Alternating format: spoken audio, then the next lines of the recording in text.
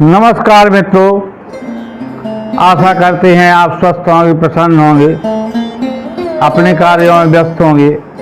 जैसा कि आप सभी लोग जानते हैं कि गांजर की विजय के पश्चात उदल वापस आता है कन्नौज और वहां पर राजा जयचंद को सारा हिसाब दे देता है और फिर यह विजय उत्सव मनाने लगते हैं ऋषिगिर में जाकर। और उसी समय माहेल का आगमन फिर से होता है और वो सब जगह शांति देख करके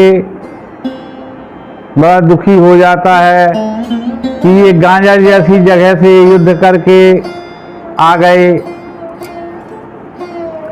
तब वह आल्हा के पास पहुंचता है। आल्हा उसे बड़ा मान सम्मान देते हैं मामा के नाते से और अपने पास में बिठा लेते हैं। तब वो धीरे धीरे आल्हा से बात करने लगता है कि वैसे तो मुझको संसार चुगलखोर कहता है, लेकिन आल्हा मैं जिसका बिगड़ते देखता हूँ उसका दोनों हाथ से बनाता हूँ। मेरे लिए ब्रह्मा, मलखान और तुम तीनों एक जैसे प्यारे हो और मैं तुम्हारा बिगड़ते हुए नहीं देख सकता हूँ, इसलिए तुमसे कह रहा हूँ। अगर बुरा मानो तो ना कहूँ। तब आल्हा कहता है, मामा आप कहें क्या बात है। तब आल्हा कहता है कि तुम तो हो भोले भाले, तुम्हें ये दंड फंद छंद नहीं आते हैं, जितना उधर इन चीज़ों में माहिर है। और मैं तुमसे ये कहना चाहता हूँ कि नुकसान तुम्हारा हुआ और सारा खजाना उदल ने हड़प लिया, ये कहाँ से उचित है। क्योंकि गांजर के लड़ाई का जो पैसा है वो सारा पैसा इसने जयचंद के खजाने में जमा नहीं किया। आधा पैसा इसने जयचंद को दिया है, आधा खुद दबा लिया। तब आल्हा कहते हैं, मामा मैं क्या करूं। तब वो कहते हैं, तुम्हारे साले थे जोगा भोगा, वो मारे गए। तुम्हारा था बाजपपीहा, वो मारा गया और तुम्हें पैसा कुछ नहीं मिला। ये तो बड़े अफसोस की बात है।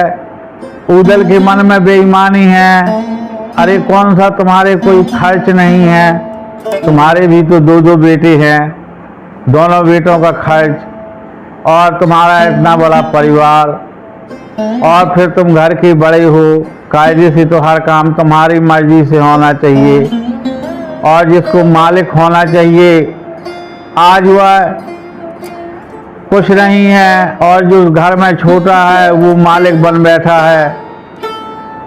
कितना वंचित हो रहा है। और अगर मेरी सलाह मानो तो तुम हिस्सा बांट कर लो उदल से। तब आल्हा कहता है, मामा तुमने सही कहा है। बस आल्हा को भूत चढ़ा करके माहेल दबे पैर रात दरबार से निकल जाता है। माहेल के जाते ही आल्हा कहते हैं, उदल तूने जो है गांजर का कोई हिसाब नहीं दिया है। वो कहता है, मैंने तो सारा का सारा राजकोष में जमा करा दिया। बोले, वो तो तूने राजा जयचंद को जो बताया है प्रत्यक्ष में वही है, और जो तूने चुरा के रखा है वो किधर जाएगा। साले मेरे जूझे हैं, घोड़ा पपीहा मेरा जूझा है और मौज तू मार रहा है, ये जश्न तू मना रहा है। तब उदल कहता है कि जिसकी मृत्यु आ गई है उसके लिए मैं क्या कर सकता हूँ, और जो युद्ध से बच गए उसमें लूट सबने की है, कोई ऐसा नहीं है जो धन लेकर ना आया हो। तब आल्हा कहते हैं नहीं, तुझे हिसाब देना पड़ेगा, और अगर नहीं देता है तो मैं जोगा भोगा के बदले तुझे फांसी चढ़वा दूंगा, और घोड़ा पपीहा के बदले घोड़ा बेंदला नहीं दूंगा। तब उदल कहता है कि होश में आ जाओ, उस दिन की बातें जाने दो जब इंद्र हरण हो गया था। तब तुमने मुझे खंभे से बांधकर हरे बांस की मार दी थी, मैं सहन कर गया था क्योंकि उस समय मेरी गलती थी। अब अगर आज तुमने हाथ भी लगाने का दुस्साहस किया तो मैं जहाँ से तुम्हारे हाथ जमे हैं हाथ उखाड़ दूंगा। ऐसी बात सुनकर आल्हा कहता है ठहर, मैं तुझे सबक सिखाता हूँ, और जाकर के उदल को पकड़ लेता है। उदल भी उसको एक ऐसा झटका देता है जोर का कि वो जाकर तख्त में गिरता है।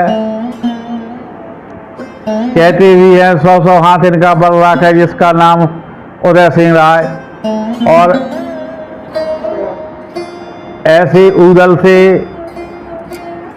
जब टक्कर होती है आल्हा की, तो आल्हा को भी ये पता चलता है कि कितना बल है, और दोनों भाई उस समय गुत्थम गुत्था होकर के लड़ने लगते हैं। तब ढेवा ताला सैयद हतप्रभ रह जाते हैं। ताला सैयद आल्हा को समझाने की कोशिश भी करते हैं कि बेटा घर में युद्ध ठीक नहीं होता है, घर में फूट हो जाती है तो बड़े बड़े राज परिवारों का विनाश हो गया। तब आल्हा कहता है जो हमारे बीच में आएगा उसका सम्मान न रह जाएगा। तब बस इतनी बात सुन करके ताला सैयद चुप हो जाते हैं। वो समझ जाते हैं कि आल्हा नहीं मानेगा, और इनको जब लड़ते लड़ते एक पहर होने लगता है, कभी आल्हा पीछे धकेल देता है, कभी उदल पीछे धकेलता है, कभी आल्हा दांव पेंच के द्वारा उदल को चित कर देता है, कभी उदल करता है, कभी सर की टक्कर मारते हैं, तो कभी जो है अपने घुटनों को पेट में मारते हैं एक दूसरे के। इस तरीके से इनका बड़ा भीषण मल्ल युद्ध चल रहा है। ऐसा लगने लगा जैसे ये जरासंध का अखाड़ा हो, जब भीम और जरासंध का युद्ध हो रहा था। और जब यह गद देखते हैं ताला सैयद, तो वो कहते हैं ढेवा से कि बेटा आप इस लड़ाई को केवल एक ही ताकत खत्म कर सकती है, तुम जल्दी से जाकर वनवास से देवला रानी को बुला लाओ, उसमें ही इतनी ताकत है कि इन दोनों के युद्ध को रोक सकती है। तब ढेवा नंगे पैर दौड़ता हुआ जाता है।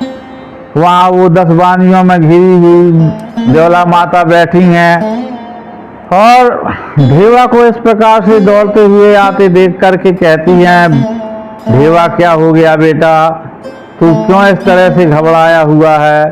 तब ढेवा कहता है माता प्रलय हो गई, और दोनों भाई आल्हा उदल ऐसी लड़ रहे हैं जैसे दो शेर लड़ते हैं। राज दरबार में उन्होंने ताला सैयद का भी मान घटा दिया आल्हा ने। तब देवला जाती है और जाकर के दोनों भाइयों की एक एक भुजा पकड़ती है, दाहिने हाथ से आल्हा को, बाएं से उदल को, और एक झटके में दोनों को अलग अलग करके खड़ा कर देती है, और कहती है किस बात पर तुम दोनों भाई लड़ रहे हो। तब आल्हा कहता है इसने गाजर का पूरा पैसा दबा लिया है, और मेरे साले मारे गए, राघव मच्छ की तो इसने नाश करवा दी, घोड़ा पपीहा मारा गया जो कि मेरा था। तब देवला कहती है कि युद्ध में तो ऐसा होता है, और फिर आल्हा कहता है इसने विजयगढ़ का बंटवारा नहीं किया। तब देवला कहती है विजयगढ़ राजा जयचंद के द्वारा उदल को दी गई है, उसमें तुम्हारा क्या हक है। तब आल्हा कहता है मैं इससे एक एक चीज का बदला लूंगा। तब देवला माता कहती है उगल ने लड़का गांजा जीती है 3 महीना तक उसकी जो है घोड़े की टंग नहीं खुली है, और अब अगर तुम इतने बड़े सूरमा हो तो जाकर बंगाल को फतेह कर लो। तब आला कहता है ठीक है, अगर यही बात है तो मैं बंगाल को फतेह करके आता हूँ। तब देवला कहती है बंगाल का पैसा और गांजर का पैसा मिला करके दोनों को आपस में दोनों भाई बांट लेना। तब आल्हा उस बात को स्वीकार कर लेता है, एक तरीके से चैलेंज एक्सेप्ट करता है, और वो सारी फौजों को तैयार होने का हुक्म दे देता है। और जब सेनाएं तैयार हो जाती हैं तब आल्हा का पछतावत तैयार होता है, उसमें मुंडा हौदा रख दिया जाता है जिसमें चारों ओर को मार की जा सके। हथियारों का एक बहुत बड़ा जखीरा हाथी के ऊपर लाद दिया जाता है, छकड़ों में तोपें लग जाती हैं, यानी समस्त तैयारियों के साथ जब सेना सज्ज हो जाती है तब आल्हा अपनी पत्नी से मिलने जाता है मछला के पास। यानी तब मछला कहती है स्वामी कहाँ की तैयारी हो गई, क्या हुआ। तब आल्हा पूरा वृत्तांत बताते हैं कि माता ने बोली मारी है, मैं बंगाल जीतने जा रहा हूँ। तब सुनमा कहती है कि ऐसा ना करें, आप के साथ में उगल नहीं जा रहे क्या। तब आला बताता है उगल और ढेवा दोनों जा रहे थे, मैंने दोनों को मना कर दिया है। तब सुनमा कहती है भाई भाई की फूट में हमेशा ही नुकसान होता है, आप उगल को अपने साथ ले जाइए। तब आला कहता है ऐसा होने का नहीं है। और तब जो है सुनमा कहती है कि अगर आप अब कुछ रखते हो तो बिना संतोषा का डोला लिए वापस ना आना, तभी तो आपकी मुच्छों की शान है, नहीं तो आपका ये मूछें रखना व्यर्थ है। क्योंकि वो बंगाल है, वहाँ पर घर घर जादू है, और बंगाल में स्त्रियों की जादू से बचना बड़ा कठिन है। इतनी बात सुन करके आल्हा सुन करके भी अनसुना कर देता है और कहता है जाओ पान का बीड़ा लगा कर लाओ। तब मछला दोबारा वही कड़वी बातें करती है कि आपने बंगाल पर बीड़ा खा रखा है, आप पहले बंगाल फतेह करके आइए, तब मैं आपका बीड़ा भी लगाऊंगी, सेज भी बिछाऊंगी, आपकी चरण भी दबाऊंगी, लेकिन बिना किए अगर वापस आ गए तो मुझसे कोई मतलब नहीं है। तब आल्हा जो है वहाँ से वैसे ही चले जाते हैं और अपने हाथी पर सवार होकर कूंच का डंका बजवाते हैं और पहुँच जाते हैं वो बंगाल। जब लगभग 12 कोस रह जाता है बंगाल का किला, तब ताला सैयद कहते हैं आल्हा इसके आगे कहीं जगह नहीं मिलेगी, इसलिए यहीं पर अपने तंबू लगवा दो। तंबू आदि लग जाते हैं, सेनाएं व्यवस्थित हो जाती हैं। तब जो है आल्हा चर्चा करते हैं कि हमारा कर्तव्य है सूरजमल को खबर देना, इसलिए वो 5 पान का बीड़ा लेकर के कलसी में रखवा देते हैं। लेकिन 5 पान का बीड़ा रखे रखे सूखने लगता है, कोई योद्धा उसको चबाने को तैयार नहीं है। तो मित्रों, अब हम आप बंगाल के युद्ध के बिल्कुल समीप आ चुके हैं। इसके आगे का वृत्तांत मैं आपको कल बताऊंगा, क्योंकि अगर एक ही वीडियो में सारी बात बताता हूं तो वीडियो बड़ा हो जाएगा। इसलिए आप सभी लोगों से क्षमा चाहता हूं। तो आप बने रहें हमारी इस वीडियो में हमारे साथ। कल आपको पता लगेगा कि कौन जाता है बंगाल पर पान चबा करके। आप चाहें तो अपने आइडिया कमेंट बॉक्स में ज़रूर लिखें कि आपके अंदाज में कौन जाएगा। यहाँ तक बने रहने के लिए बहुत बहुत धन्यवाद। अगर चैनल पर नए हैं तो प्लीज़ सब्सक्राइब करें। सभी को नमस्कार।